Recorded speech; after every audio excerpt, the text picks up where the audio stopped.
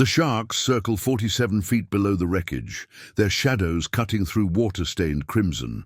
Captain Marcus Blackwood stands at the helm of the Serpent's Mercy, watching through his spyglass as something moves on the shattered remains of what was once a Spanish trading vessel. 3 days of storms have left the Caribbean littered with corpses and debris, but this one is different. This one is still breathing. His quartermaster Davies spits tobacco over the rail and mutters about bad omens, about how saving strangers brings nothing but trouble. Marcus knows he's right. In 23 years of sailing these waters, every act of mercy has cost him blood.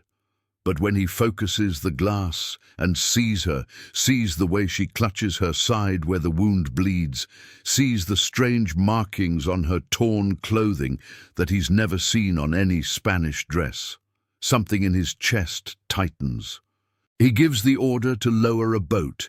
What he doesn't know is that the woman floating half dead in the wreckage is the daughter of a king whose warriors have been searching every island from here to the Windward Passage, and that his single act of compassion is about to change everything he thought he knew about these waters. If you want to discover how 1 cup of water given to a dying stranger brought an entire civilization to a pirate's doorstep, stay until the end, because this story will surprise you. And if you enjoy this type of content, go ahead and leave a like and subscribe to the channel. Marcus Blackwood wasn't born a pirate. He was born the 3rd son of a naval captain in Portsmouth, raised on stories of honor and duty to the crown. At 19, he wore the uniform of His Majesty's Royal Navy with pride. At 21, he watched that same Navy hang his older brother for refusing to fire on a ship full of civilians. The captain who gave the order got a promotion.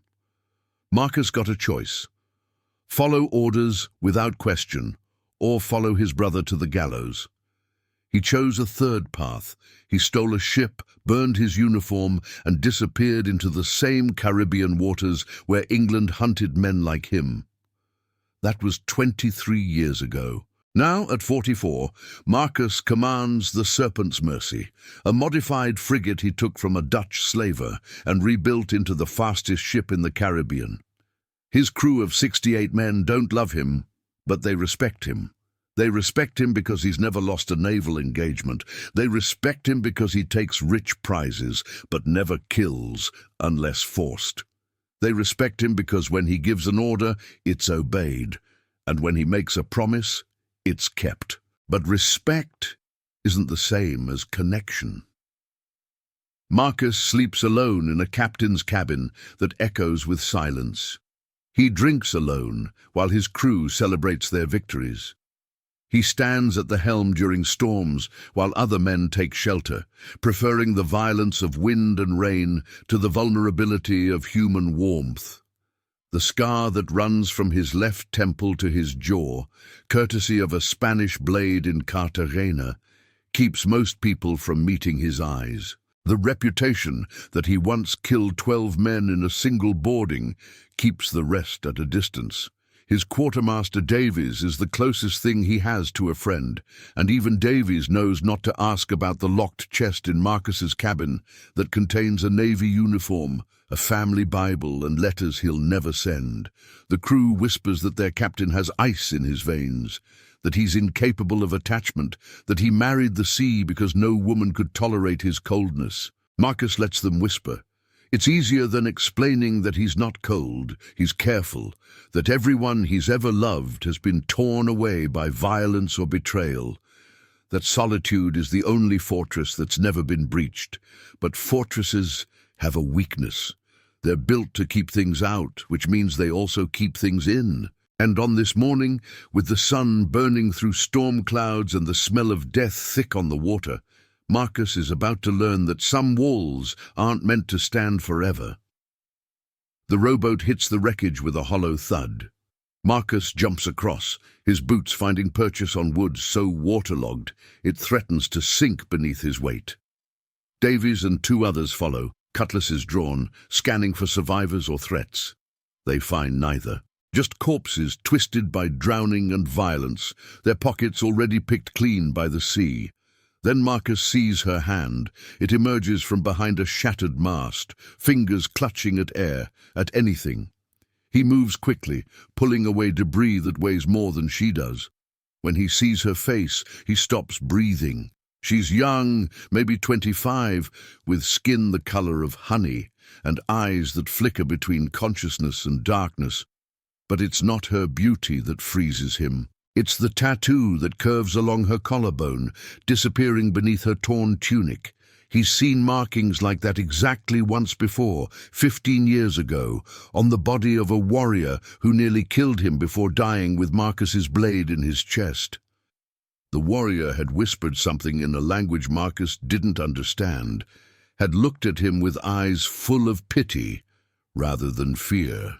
The woman's wound is deep, a gash across her ribs that stopped bleeding only because she has so little blood left to lose. Her lips are cracked and white with salt.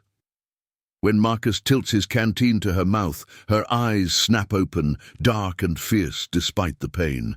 She drinks desperately, water spilling down her chin, then pushes his hand away with surprising strength. "No Spanish," she gasps in accented English. "You pirate?" "I'm whatever I need to be," Marcus says. "Can you stand?" She tries. Her legs give out immediately. Marcus catches her, feeling her body burn with fever against his chest. She's light, too light, but when she grips his shirt, her fingers have the strength of someone used to fighting. "They're coming," she whispers, her eyes finding his. "My people, they'll think you took me." "Did I?" Something that might be a smile crosses her face. "You're about to." Davies appears at his shoulder. "Captain, we should go. That storm pushed us too far east. We're close to the islands where the locals don't take kindly to visitors." Marcus looks at the woman in his arms, at the tattoo marking her as something more than a random castaway, at the intelligence burning behind her fever-bright eyes. Every instinct he's honed over 2 decades screams that she's dangerous, that saving her will cost him more than he can afford. He thinks of his brother hanging from English rope. He thinks of the locked chest in his cabin. He thinks of all the ways compassion has destroyed him. "Get her to the ship," he says. "Now." The woman's eyes close, but not before Marcus sees something in them he can't name. Gratitude, maybe, or warning. As they row back to the Serpent's Mercy, he watches the eastern horizon where islands rise like teeth from the sea. The water is calm. Too calm, like the world is holding its breath, waiting to see what he's just set in motion. The crew gathers on deck as Marcus carries the woman to his cabin, their faces ranging from curious to hostile. He can feel their judgment like heat on his back. Pirates are superstitious by nature, and women on ships are considered unlucky at best, cursed at worst. That she's foreign, wounded and covered in markings they don't recognize only makes it worse. "Captain," Davies follows him below deck, his voice low. "You know what the men are thinking." "I know what you're thinking." Marcus kicks open his cabin door. "Say it. We're 40 miles from Port Royal with a hold full of Portuguese gold. Every bounty hunter and navy ship from here to Barbados is looking for us. We don't need complications." Marcus lays the woman on his bed, the only bed on the ship. She's unconscious now, her breathing shallow and quick. He grabs clean cloth and his medical kit, the same one he's used to patch up his crew after a dozen battles. "She was dying," Marcus says, not looking at Davies. "I don't leave people to die." "Since when?" Davies's voice carries 20 years of knowing him. "You've sailed past 100 drowning men. You've watched ships sink without lowering a boat. What makes her different?" Marcus cuts away the woman's ruined tunic, revealing the wound and more markings, intricate patterns that flow across her ribs like a map of something ancient. He cleans the gash with rum, his hands steady despite the question burning in his mind. What does make her different? "She spoke English," he says finally. "That means she's been in contact with Europeans. She might have information we can use." Davies snorts. "You're a terrible liar, Captain. Always have been." Before Marcus can respond, footsteps thunder on the deck above. Shouts. Then silence, the dangerous kind that precedes violence. Both men draw their weapons and run topside. The crew stands frozen at the rails, staring at the water. Marcus pushes through them and feels his blood turn to ice. Canoes, dozens of them, maybe 60, forming a perfect circle around the Serpent's mercy. Each canoe holds 4 to 6 warriors, their bodies painted with the same markings the woman wears. They don't paddle, they don't speak. They simply wait, spears and bows held ready, their stillness more threatening than any battle cry. "Sweet Mother of God," Davies breathes. "Where did they come from?" Marcus scans the horizon. The nearest island is 3 miles distant. There's no way they could have traveled this far, this fast, unless they'd been following the woman's ship. Unless they'd been searching. One canoe breaks from the circle, paddling closer. An older warrior stands in the bow, his chest covered in silver and bone ornaments that catch the morning sun. His eyes find Marcus with laser precision. When he speaks, his voice carries across the water with ceremonial weight. The language is strange, melodic and sharp at once. Marcus doesn't understand the words, but he understands the tone. It's a question and a threat wrapped together. "Does anyone speak their language?" Marcus calls to his crew. Silence. Then a young sailor named Thomas steps forward. "My mother was Carib, Captain. It's not quite the same, but maybe close enough." Translate. Thomas listens as the warrior speaks again, slower this time. The boy's face goes pale. He asks who took the princess. He says if she was taken by force, we die. If she came willingly, we die. If she's injured. Thomas swallows hard. He says they'll burn the ship with us inside it. The crew erupts in panic. Men grab weapons, others rush to prepare the cannons. Marcus raises his hand for silence, but his mind races. Princess. That explains the markings, the bearing, the strength in her grip despite near death. "Tell him she was floating on wreckage when we found her," Marcus says. "Tell him she's wounded but alive, and we mean her no harm." Thomas translates. The warrior listens, then responds with words that sound like stones grinding together. He says they'll come aboard to verify her condition. If we resist, we die. If she's been violated or killed, we die. If she's alive and unharmed. Thomas's voice cracks.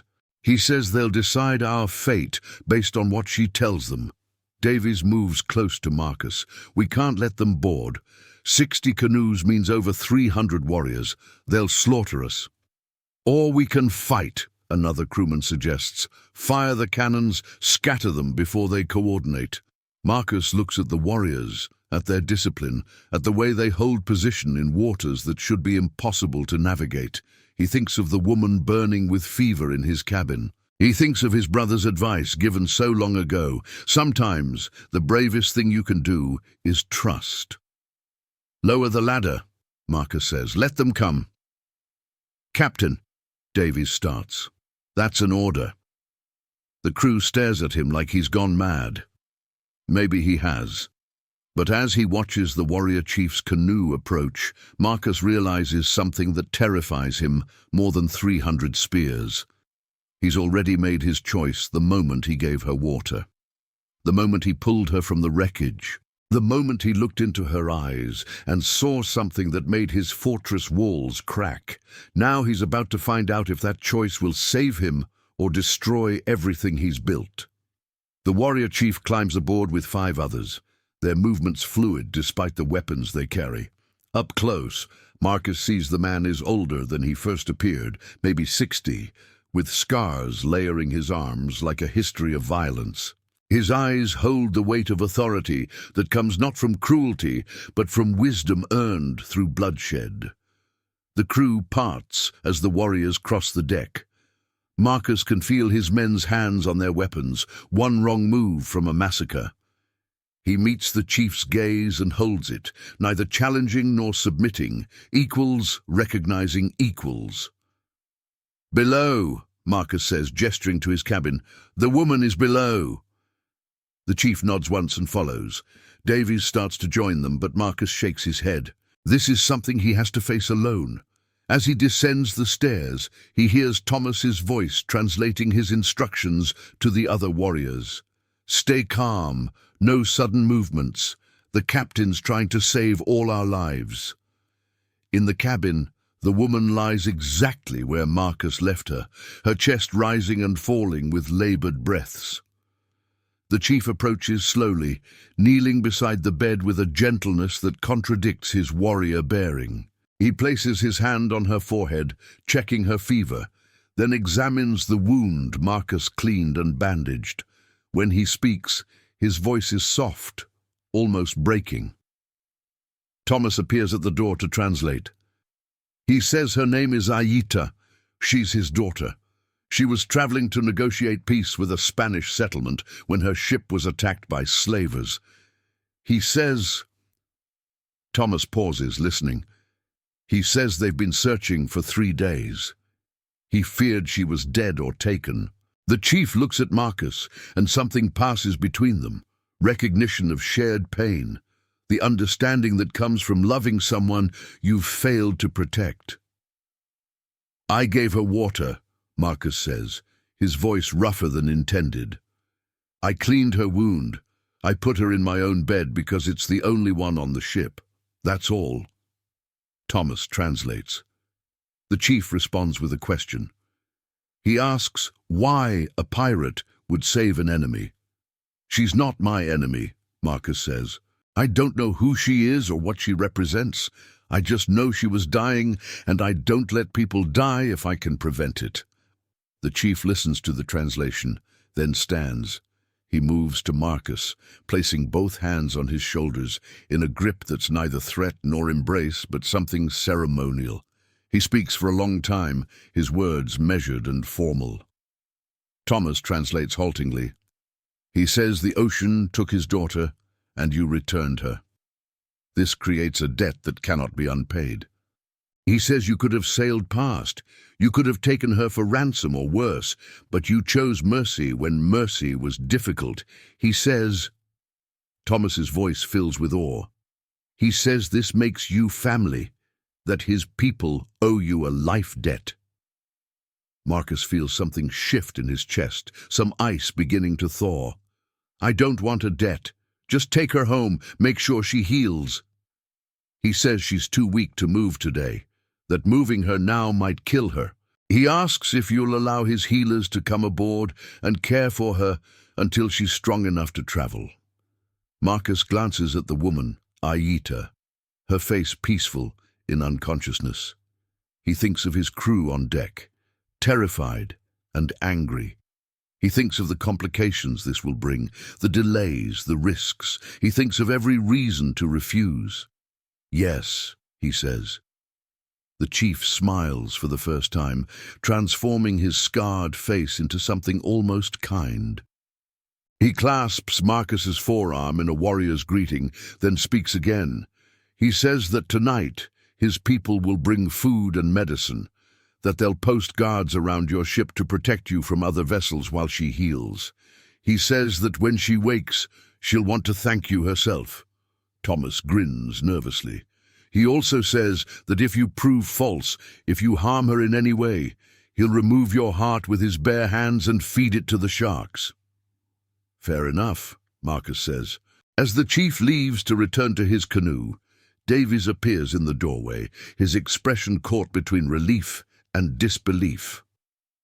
"You just made an alliance with a people we don't know, for a woman we just met, when we're supposed to be invisible in these waters. Do you understand what you've done?"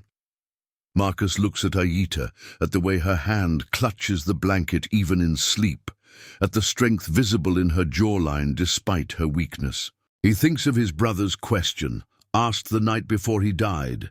Marcus, when did you become so afraid of living that you stopped taking any risks that matter?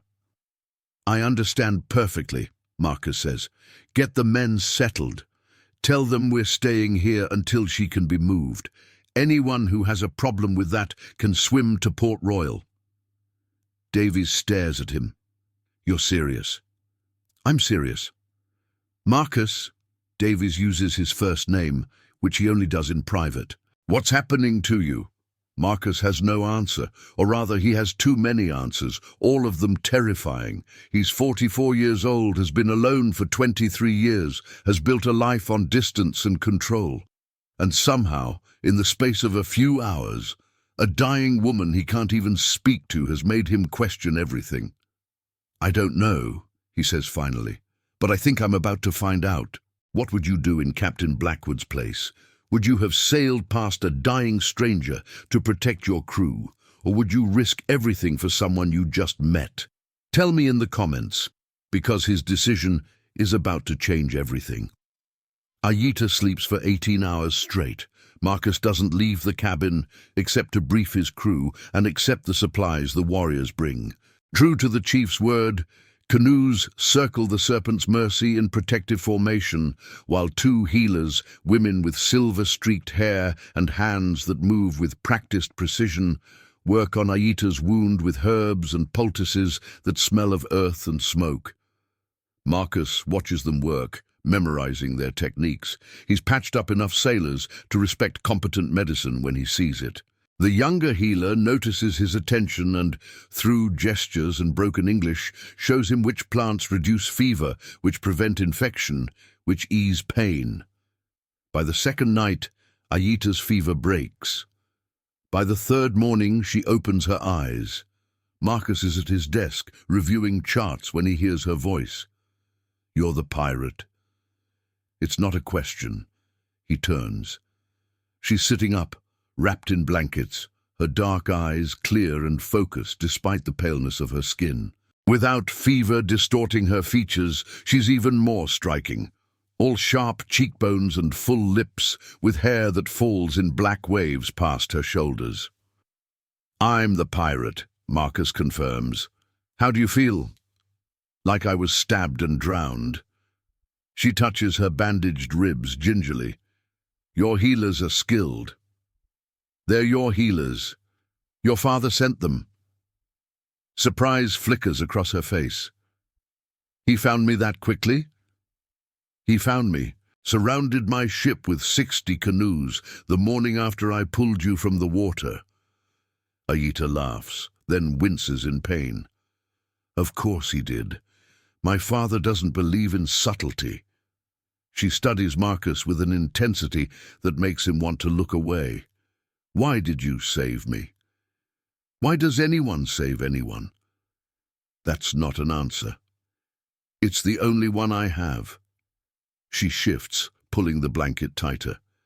The slavers who attacked my ship, they killed 14 of my guards. They wanted to take me alive, to sell me. The storm saved me before you did. Slavers are getting bolder this far east, Marcus says. The Navy's too busy chasing pirates to protect trading routes. Is that what you are? A pirate the Navy chases? Among other things. Ayita tilts her head, and Marcus gets the sense she sees far more than he's comfortable with. You're not like the stories. Pirates are supposed to be cruel, greedy. You gave me water when I was dying. You put me in your own bed. You allowed my father's warriors aboard your ship when you could have fought them. Don't make me into something I'm not, Marcus says, his voice harder than intended. I'm a thief and a killer. I've taken more ships than I can count, burned men alive, stolen enough gold to buy a small country. I saved you because... He stops, unsure how to finish. Because, she prompts. Because I was tired of watching people drown. Before she can respond, shouts erupt on deck. Marcus is through the door and up the stairs in seconds, Ayita's voice calling after him to wait. On deck, his crew crowds the starboard rail. Davies points at the horizon. 3 ships, Captain, Spanish colors. They've spotted us. Marcus grabs his spyglass. 3 warships bigger than the Serpent's Mercy, bearing down with full sails. His mind calculates distances, wind speed, possible escapes. They're outgunned and outnumbered. Running is the smart choice. Then he sees the flag on the lead ship. A merchant company flag, but with a red cross added. Slavers, the same mark that was on the wreckage where he found Ayita. They're here for her, Marcus says. They tracked the debris, found us with the canoes. They think we have her. Then we give her back, a crewman suggests. Let them and the natives fight it out. Marcus's hand goes to his cutlass. Anyone else want to suggest selling a woman to slavers? No?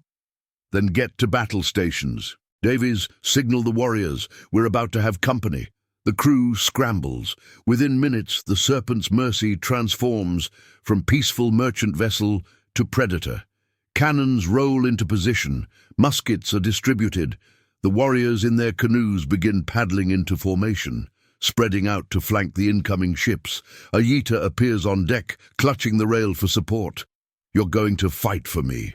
I'm going to fight because those ships carry men who profit from misery, Marcus says, not looking at her, and because I really hate the Spanish Navy. But mostly for me. He doesn't answer. Can't answer. Because she's right.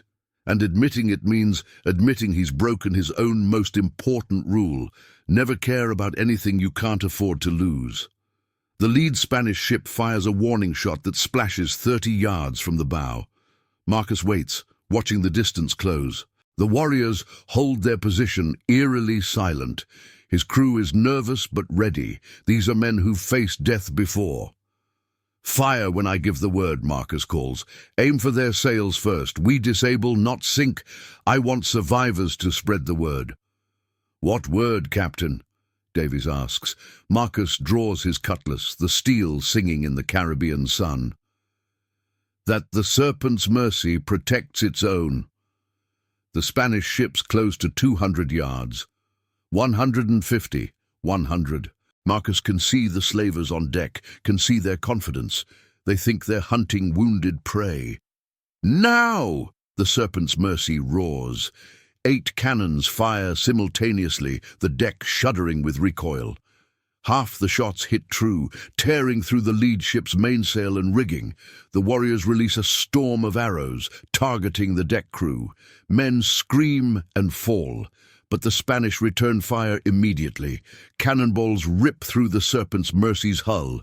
Wood explodes into splinters. A sailor near Marcus takes shrapnel to the chest and goes down hard. Another round hits the mainmast, cracking it but not breaking it. "Return fire!" Marcus shouts. "All cannons!" The battle becomes chaos. Smoke obscures everything. The smell of gunpowder and blood fills the air. The Spanish ships try to get close enough to board, but the warriors' canoes harry them from all sides, forcing them to split their attention. It's the only advantage Marcus has, and he exploits it ruthlessly. The second Spanish ship moves to flank. Marcus sees the danger and spins the wheel hard, bringing the Serpent's Mercy about. They scrape past so close he can see the faces of the enemy sailors, can hear their officers screaming orders. Davies leads a team that tosses grenades onto their deck, primitive explosives that scatter the boarding parties. Then Ayita does something insane.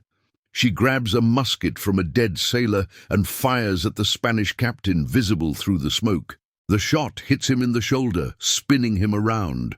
Every eye on both ships turns to her. "For my guards!" she screams. "For the 14 you murdered!" The Spanish focus their fire on her position. Marcus moves without thinking, tackling her behind a water barrel as musket balls punch through the wood where she was standing. He covers her body with his, feeling the impact of shots against his back that his coat barely stops. "Are you insane?" he roars in her face. "Probably," she gasps, then grins. But that felt good. Their faces are inches apart. Despite the battle raging around them, despite the death and smoke and screaming, Marcus finds himself staring at her mouth, at the fierce joy in her eyes. He's never met anyone less afraid of dying. "Stay down," he orders, then rolls away to rally his crew. The battle rages for 27 minutes. It ends when the warriors' canoes swarm the third Spanish ship, their warriors climbing the hull like spiders. The Spanish crew, faced with enemies that don't fight by European rules, breaks and flees. The other two ships, damaged and bleeding, turn and run. Marcus doesn't pursue. His ship has taken serious damage. 5 of his crew are dead, twice that wounded. But they're alive. And when the smoke clears, Ayita is standing at the rail, watching the Spanish retreat. Her hand pressed to her reopened wound, but her spine straight. The chief's canoe approaches. He sees his daughter standing, sees the blood on her bandages, sees the bodies on the deck. His face becomes stone. He speaks, and Thomas translates. He says you kept his daughter safe in battle, that you took wounds meant for her, that your crew died protecting her. He says the debt grows heavier.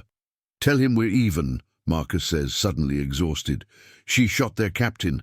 I'd say she paid her own way. Ayita turns to him, and something in her expression makes his heart stutter. It's not gratitude, it's recognition. The kind that happens when two people who've been alone too long suddenly aren't. We're not even, she says quietly, in English, so only he hears. Not even close. They repair the ship in a hidden cove the warriors lead them to, a place where freshwater streams meet the sea and the jungle grows so thick it hides the Serpent's mercy from any passing vessels. The work takes 6 days. Marcus's crew mingles cautiously with the warriors, learning they're not so different after all. Men who live by violence understand each other regardless of language. On the 3rd night, Marcus finds Ayita sitting on the beach, her wounded side carefully braced, watching the sunset paint the sky in shades of orange and purple. He's been avoiding her since the battle, using the repairs as an excuse. But his cabin still smells like her, still holds the imprint of her body in his bed, and he's tired of pretending that doesn't affect him. Your father asked when you'd be well enough to travel, Marcus says, sitting in the sand beside her. Not too close. Never too close. I told him soon, Ayita replies. Another few days, maybe. Good. Good? Yes. You'll be safer with your people. She laughs, sharp and bitter. Will I? I was safe with my people when slavers attacked. I was safe when 14 trained warriors died trying to protect me. Safety is an illusion, Captain. You taught me that. I taught you nothing. You taught me that sometimes mercy matters more than safety. That some men still choose to do the right thing even when it's dangerous. She touches his arm and he flinches like she's burned him. Why do you do that? Pull away every time someone gets close. I don't. You do. I've watched you. You care for your crew, but never join their celebrations. You speak with my father, but keep a sword's length between you. You saved my life twice now, but you won't even look at me directly unless you have to. Her voice softens. What are you so afraid of? Marcus stares at the ocean, at the endless water that's been his only constant. I'm not afraid. Liar. I'm a pirate, remember? We're all liars. Ayita shifts, and he knows she's in pain but hiding it. My mother died when I was 12. Fever took her in 3 days. My father became harder after that, more focused on duty, on protecting our people. He trained me to lead, to fight, to negotiate, but he stopped seeing me as his daughter. I became a tool, a weapon, the princess who would secure alliances and strengthen the tribe. Marcus glances at her. That's why you were traveling to the Spanish settlement. A political marriage. To a man I've never met, for a peace that probably won't last. She picks up a handful of sand, lets it slip through her fingers. I was willing to do it. That's what duty means. But when those slavers attacked, when I was dying in that water, all I could think was that I'd never really lived. Never chosen anything for myself. Never felt anything real. And now I've been saved by a pirate who won't admit he has a heart. Now I've fought in a battle and felt truly alive for the first time. Now I have to choose between duty and—" She stops. "And what?" She turns to face him fully, and the intensity in her eyes makes him want to run. "And whatever this is between us, don't pretend you don't feel it." "There's nothing between us," Marcus says, but his voice betrays him, rough and uncertain. "You took a cannon shot meant for me. I'd do that for any of my crew. You dream about me. I hear you through the cabin walls. You say my name." Marcus stands, needing distance, needing air. "In a few days, you'll go back to your people. You'll fulfill your duty, marry your Spaniard, live your life. What happened here is just a moment out of time. It doesn't mean anything." Ayita stands too, moving closer despite the pain it obviously causes. "It means everything. You're just too scared to admit it." "I'm not scared." "Then look at me, really look at me." He does. God help him, he does, and what he sees destroys him. She's beautiful, yes, but that's not what steals his breath. It's the strength in her, the courage, the way she faces death and life with equal fearlessness. It's the intelligence in her eyes, the humor, the sadness. It's seeing someone who understands what it means to be alone in a crowd, to carry duties that weigh more than gold, to want something more than survival. It's seeing someone who could matter, who already matters. "I can't," he whispers. "Can't what?" "Can't let you matter. Everyone who matters dies or leaves or gets taken. My brother, my family, men I called friends. I'm poison, Ayita. Everything I touch turns to ash." She moves even closer until they're breathing the same air. "Maybe you've been touching the wrong things." When she kisses him, Marcus forgets everything. Forgets his rules, his walls, his carefully constructed solitude. Her mouth is soft and demanding, her hands fisting in his shirt like she's afraid he'll disappear. He kisses her back with 23 years of hunger, of loneliness, of nights spent staring at empty horizons. They break apart, gasping. Her wound is bleeding again, seeping through her bandage. He should pull away, should tend to it, should remember why this is impossible. Instead, he kisses her again, softer this time, gentler, like she's something precious he's afraid to break. When they finally separate, she rests her forehead against his chest, and he can feel her heart racing. 6 days, she whispers. "We have 6 days before I have to decide, before I have to go back to being the princess, the tool, the duty." 6 days isn't enough. "Then we'll make it be enough. Because I'm tired of being safe, Marcus. I want to be alive." He holds her as the sun disappears and the stars emerge, bright as diamonds against velvet black. For the first time in 23 years, Marcus Blackwood allows himself to want something more than survival, and it terrifies him more than any battle ever has. The peace lasts 5 days, 5 days of stolen moments and whispered conversations, 5 days of Ayita learning to handle a cutlass while Marcus pretends not to watch. 5 days of his crew noticing their captain laughing for the first time in memory. 5 days of the warriors and pirates building something that might be called friendship. On the 6th morning, everything falls apart. Marcus wakes to find Ayita's side of the bed empty. They've been sharing his cabin for 3 nights, propriety be damned. He's not naive enough to think her father doesn't know, but the chief has said nothing, watching them with eyes that hold both approval and sadness. He finds her on deck, staring at 3 canoes approaching from the direction of her homeland. Her face has gone pale. "What is it?" Marcus asks. "My fiancé," she says flatly. "The Spanish governor's son. He's come for me." Marcus feels ice flood his veins. "You said you hadn't met him." "I haven't, but I recognize his family's colors." She grips the rail until her knuckles go white. "He's early. The wedding wasn't supposed to happen for another 2 months." The chief's canoe intercepts the Spanish party before they reach the Serpent's Mercy. A heated conversation ensues in Spanish and the native tongue. Finally, the chief's boat approaches the ship alone. His face is grave. Through Thomas, he explains, the Spanish governor heard about his son's intended bride being rescued by pirates. He's threatening war if she's not returned immediately. Don Diego has come personally to retrieve her, with 50 soldiers hidden on ships just beyond the reef. If she doesn't leave with him today, they attack. Let them attack, Marcus says. We beat them before. These aren't slavers, the chief responds through Thomas. These are trained soldiers with cannons that outnumber ours 20 to 1. And they're not just threatening my people. They're threatening every native tribe in the Caribbean.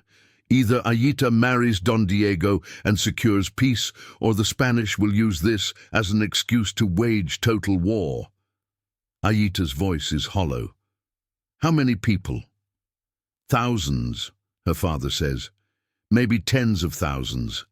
The Spanish have been looking for a reason to expand. You're their excuse or their solution. There's no third option.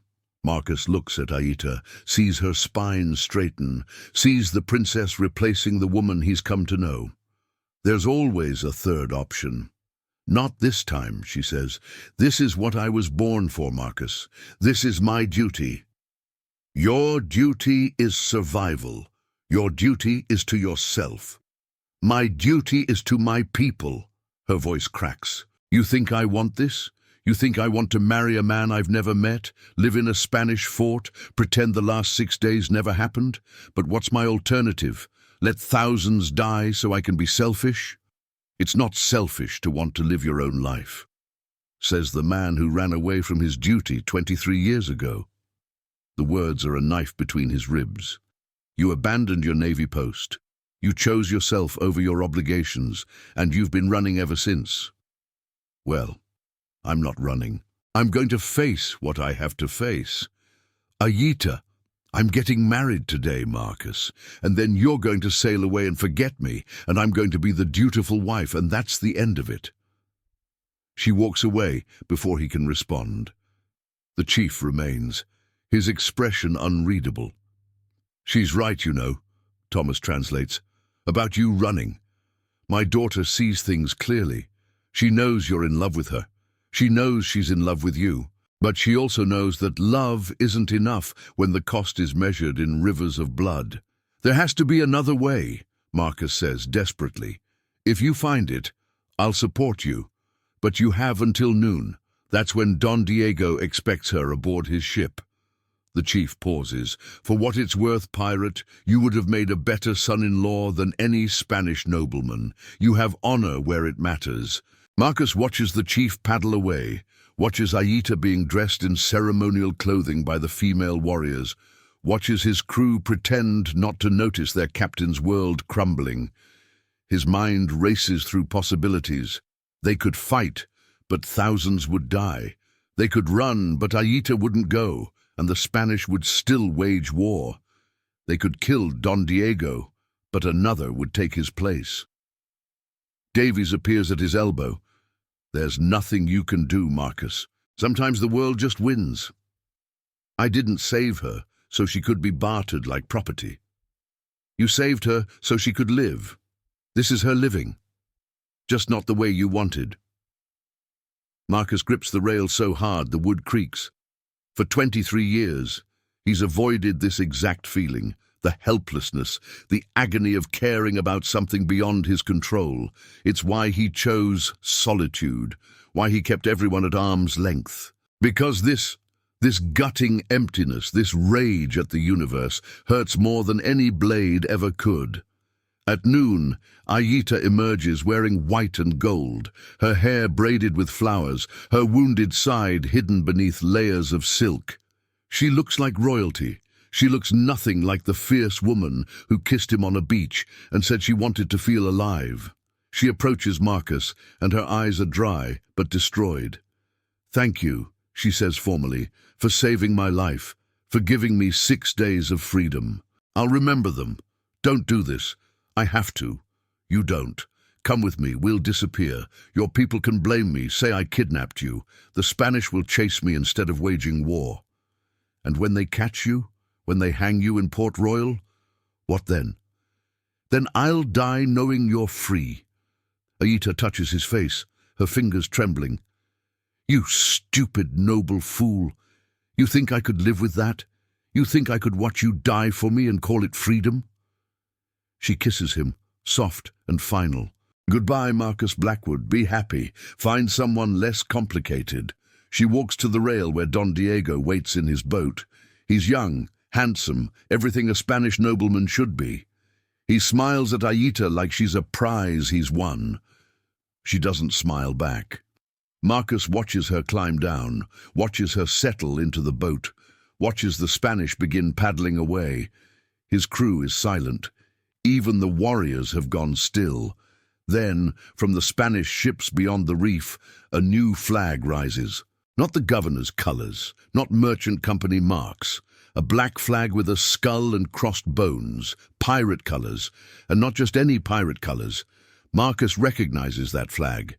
It's calico Jack Rackham's mark, and Jack works for the English, hunting Spanish vessels and sharing the profit. Realization hits like lightning.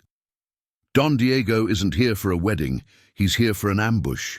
The Spanish are using Ayita as bait to draw out the warriors and Marcus's crew, putting them all in one place. "It's a trap!" Marcus roars. "All hands! Battle stations!" But he's too late. The first cannonball tears through the chief's canoe, obliterating it in an explosion of wood and water. The warriors scatter. The Spanish ships emerge from hiding, dozens of them, their cannons already firing. And in the chaos, Ayita's boat capsizes. Marcus sees her go into the water, dragged down by the weight of her ceremonial dress. He doesn't think. He dives. The water is chaos. Debris rains down as the ships above exchange fire. Bodies float past, Spanish and native warriors alike. Marcus kicks deeper, following the trail of white silk sinking into darkness. He finds Ayita 20 feet down, struggling with the wet fabric wrapped around her legs. Her eyes are wide with panic. He grabs her, slicing through the dress with his knife, freeing her. They break the surface together, gasping. "My father!" she screams. "Where's my father?" Marcus looks around. The chief's canoe is gone, nothing but splinters. But then he sees the old warrior surface 50 yards away, swimming strongly toward his remaining warriors. Alive. "He's alive," Marcus says, "but we need to move, now." They swim to the Serpent's Mercy. As cannonballs tear through the water around them, hands reach down, pull them aboard. Marcus is running before he's fully on deck. "Davies, get us out of here, full sail!" "We can't leave the warriors," Davies argues. "We're not leaving them, we're giving them a chance. The Spanish want me, not them. Draw the ships away." Marcus grabs his cutlass, his pistols, "and prepare for boarding, because we're going to take Don Diego's ship." His crew stares at him like he's insane. Maybe he is, but Ayita is alive, her father is alive, and the Spanish just declared war anyway, which means duty and sacrifice just became optional. "What are you planning?" Ayita demands, still coughing up seawater. "I'm planning to give you a third option," Marcus says. "Your father wanted peace. Fine, we'll give him peace by capturing the governor's son and forcing a hostage exchange. No wedding, no war, just old-fashioned negotiation." "That's insane." "You have a better idea." She grins, fierce and wild. "Let's go be insane together." The Serpent's Mercy comes alive. Sails unfurl, the ship leaps forward, and suddenly they're not fleeing, they're attacking. The Spanish ships hesitate, confused by the audacity. It's all the opening Marcus needs. "Ramming speed," he roars. "Target the flagship!" They hit Don Diego's ship at full speed, the impact throwing everyone to the deck. But Marcus is up immediately, leading the charge across grappling hooks and boarding planks. His crew follows, screaming like demons. And behind them, incredibly, Ayita comes too, armed with a cutlass she clearly knows how to use. The Spanish sailors are unprepared for the ferocity. Marcus cuts through them like a storm, heading for the stern where he saw Don Diego moments before. He finds him trying to organize a defense, shouting orders. "Don Diego," Marcus calls, "let's talk." The Spaniard turns, sees Marcus and draws his sword. "Filthy pirate. You'll hang for this." "Maybe, but first you're coming with me. Your father wants peace. He can negotiate your release." They fight on the deck while battle rages around them. Don Diego is good, trained at the finest schools, but Marcus has been fighting for his life since he was 21, in bars and storms and on 100 ships.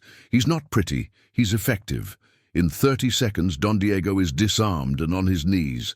In 60 seconds, he's bound and being dragged back to the Serpent's mercy. In 90 seconds, Marcus stands on his deck with a hostage worth his weight in gold. "Cease fire!" he bellows across the water. "Or the governor's son dies." The Spanish cannons fall silent. Slowly, impossibly, the battle stops. The warriors regroup. The chief, battered but alive, paddles alongside. "Explain yourself, pirate," he calls up. "New plan," Marcus says. "We negotiate. Diego here for peace. The Spanish stand down, your people remain free, and Ayita—" He looks at her, standing beside him with her hair plastered to her face and defiance in her eyes. Ayita chooses her own path. The chief is silent for a long moment. Then he laughs, deep and genuine. "My daughter chose well. I'll send word to the Spanish governor. Let's see if he values his son more than his pride." As the chief paddles away to negotiate, Ayita moves close to Marcus. Around them, his crew works to secure the prisoner and repair damage. No one pays attention to the captain and the princess. "You realize you just declared war on the Spanish Empire," she says. "They declared first. I'm just responding. You did this for me. I did this because I'm tired of good people having to sacrifice their lives for bad systems." He cups her face, not caring who sees. "And yes, I did it for you. Because 6 days wasn't enough. Because I'm tired of running. Because for the first time in 23 years, I found something worth fighting for. What happens now? Now we wait for your father to negotiate. Then we figure out the rest together." "Together," she repeats, like she's testing the word. I like the sound of that. "Good, because I'm keeping you. Pirate's code." She laughs and kisses him, and this time it doesn't feel like goodbye. The negotiations take 3 days. The Spanish governor, furious but pragmatic, agrees to the terms. Don Diego is released, the wedding is called off, an actual peace treaty is signed, one that recognizes native sovereignty and establishes trade without conquest. But there's a complication. On the 3rd day, as the final agreements are being written, a Royal Navy frigate appears, and its captain has specific orders. Arrest Marcus Blackwood, wanted for piracy, theft, and desertion.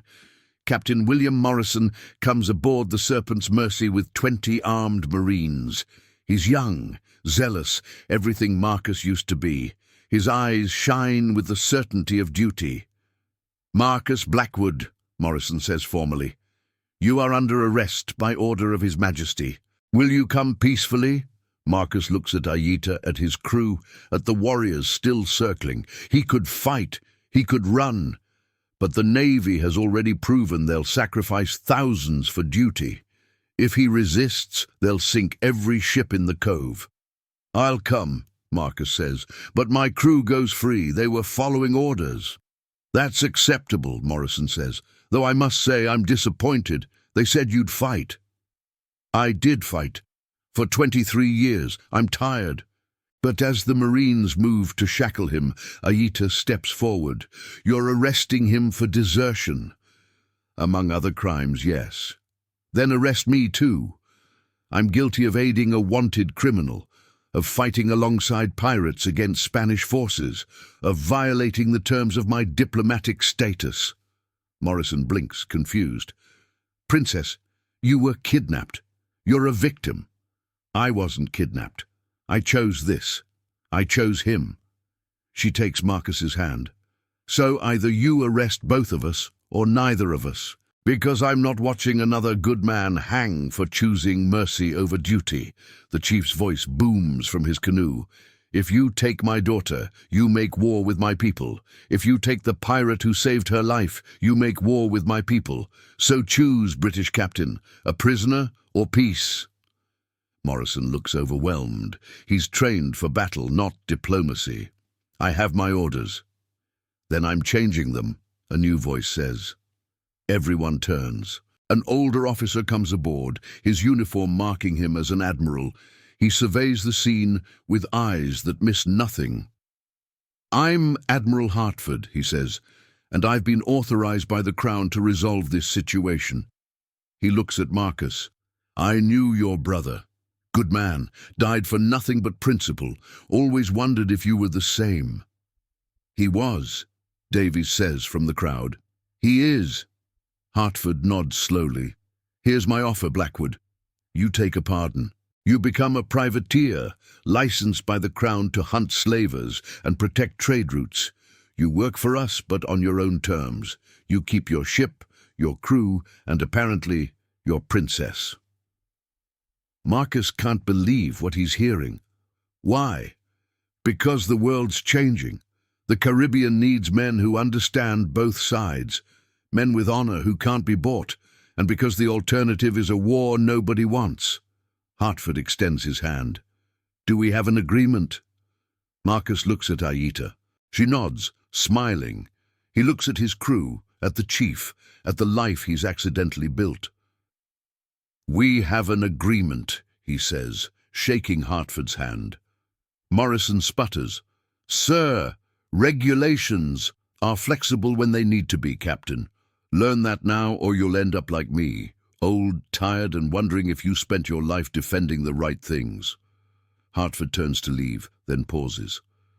Oh, and Blackwood, your brother would be proud, for what it's worth. As the Navy ships sail away, Marcus stands at the rail with Ayita, watching the sun set on the strangest week of his life. His crew celebrates behind them. The warriors drum in their canoes. Somewhere, somehow, peace actually happened. So, Ayita says, we're privateers now?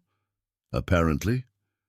Hunting slavers, protecting trade routes, working for the Crown you deserted. Life's funny that way. She leans into him. What do we do first? Marcus thinks about the locked chest in his cabin, about the uniform he's kept for 23 years, about his brother's last words. Do better than me, Marcus. Find something worth living for, not just dying for. First, he says, we get married. Properly with your father's blessing and my crew as witnesses. That was fast. What happened to the pirate who doesn't do commitment? He met a princess who taught him that some risks are worth taking. And second, we hunt down every slaver in the Caribbean and make them wish they'd chosen a different profession. Ayita grins. Now that sounds like a life worth living. They kiss as the last light fades and the stars emerge, bright and infinite. And for the first time since he was 21 years old, Marcus Blackwood feels like he's finally come home. The wedding happens 3 days later on a beach where 3 cultures meet. The chief performs traditional rituals. Davies stands as best man. The crew builds bonfires that burn into the night. Even Admiral Hartford sends a gift, a letter of marque that makes their union officially recognized by 3 nations. Marcus wears his old Navy uniform, cleaned and mended. Not because he's returning to who he was, but because he's honoring who he's become. Ayita wears her warrior markings and a dress woven by her people, white silk mixed with traditional patterns. When they exchange vows, Marcus's voice only shakes once. I promise to never run from what matters again, to fight for us every day, to be the man my brother believed I could be. Ayita's vows are simpler. I promise to choose you every day, to stand beside you, not behind, to remind you that you're not alone anymore. The celebration lasts until dawn. His crew, once silent and separate, laugh and dance with warriors who've become friends. Languages mix, stories are shared, alliances are forged in the universal language of drink and music. As the sun rises, Marcus and Ayita slip away to the Serpent's mercy. The ship has been repaired, upgraded with input from native shipwrights who know secrets English builders never learned. It's faster now, stronger, perfect for the new mission ahead. In the captain's cabin, now their cabin, Ayita finds the locked chest. What's in here? My past. Marcus unlocks it, shows her the uniform, the Bible, the letters. I kept it as a reminder of what I lost, but I don't need reminders anymore. What do you need? He pulls her close. Just you. And maybe some coffee. Definitely coffee. She laughs and kisses him, and they christen their marriage properly as the ship rocks gently beneath them. Over the following months, they become legends. The Serpent's mercy strikes slaver vessels with righteous fury. They free hundreds of captive souls, returning them to their homelands or giving them places in an ever-growing crew that represents a dozen nations. They establish safe harbors where escaped slaves can rebuild their lives. They train warriors from different tribes to work together, creating a defensive network that makes the Caribbean too dangerous for predators. Marcus discovers he's good at more than violence. He's good at building things, at bringing people together, at creating something lasting. Ayita becomes his partner in every sense, captain in her own right, fierce in battle and brilliant in negotiation. They face challenges, of course. Not everyone supports their mission. Some see them as traitors to their own races. Others see them as threats to profitable industries. They fight naval battles, political battles, battles of ideology, but they fight them together. A year after the wedding, Ayita tells him she's pregnant. Marcus, who never thought he'd have a family again, cries like he's 21 years old and just lost his brother. But these are different tears. These are grateful. "We should stop," he says, one hand on her still flat stomach. "This is too dangerous for you and the baby." "The baby needs parents who fight for what's right," Ayita says firmly. "We'll be careful, but we won't stop." They don't stop. They adapt. The crew becomes protective beyond reason. The warriors assign permanent guards. Even Admiral Hartford sends a letter reminding them that pregnant privateers can still issue orders from port. Their daughter is born in a hidden cove, delivered by native healers, and blessed by 3 different traditions. They name her Sarah, after Marcus's mother, with a second name in Ayita's language that means bringer of dawn. Marcus holds his daughter for the first time and feels his entire life realign. Every choice that led him here, every mistake and triumph, suddenly makes sense. He looks at Ayita, exhausted and glowing, and understands what his brother meant about finding something worth living for. "What are you thinking?" she asks. "That I gave a dying woman some water, and she gave me a reason to stop dying inside." That's poetic for a pirate. "I'm a privateer now. We're allowed to be poetic." She laughs, and their daughter makes a small sound, and the future stretches out before them like an ocean, vast and full of possibility. If this story touched you, imagine what awaits you in the next video. Click now on the video appearing on your screen to discover another story of passion and adventure on the Caribbean seas. And if you haven't subscribed yet, do it now, because every week there's a new story. Leave in the comments which scene moved you the most.